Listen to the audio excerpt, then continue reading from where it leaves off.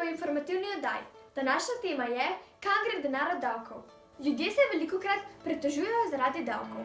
Večina teh se sploh ne zaveda, zakaj se davki uporabljajo.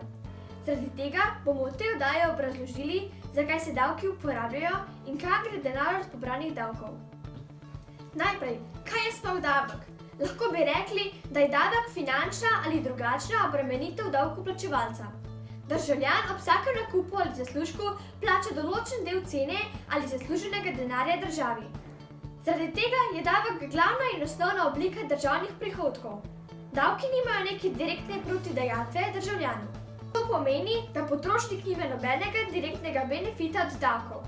To davkoplačevalce najbolj moti in imajo zaradi tega napačno in negativno predstavo o davkih.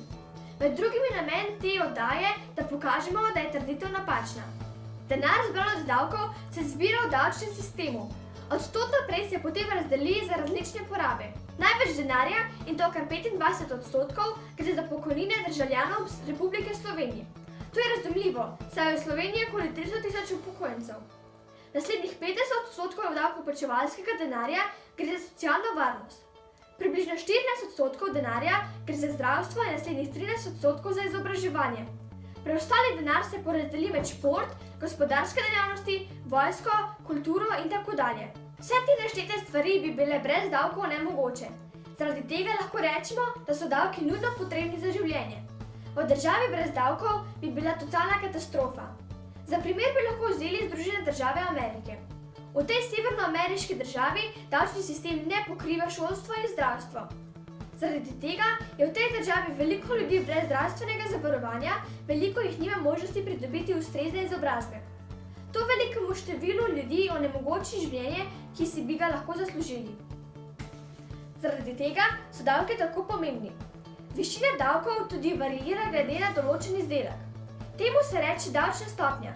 Določeni izdelki, ki povzročajo odvisnost, niso nujni za življenje, so obdavčeni z višjo davčno stopnjo. Temu se reče davek na trošarine. Izdelki v tem spektru so obdavčeni iz 32% davka. Z visokimi davčnimi merami lahko rečemo, da nekako povprečimo ali omejimo prodajo legalnih, a nezdravih oziroma škodljivih izdelkov. Zaradi tega so davki zelo dobra stvar. Tako da lahko zaključimo, da so davki izredno koristni. Potrebni so za financiranje zdravstva, šolstva in pokojnin. Z njimi tudi omejimo porabo nezdravih izdelkov. To je za danes vse. Upam, da ste se nekaj novega naučili in da boste to znanje uporabili v prid. Hvala za poslušanje in nasvidenje.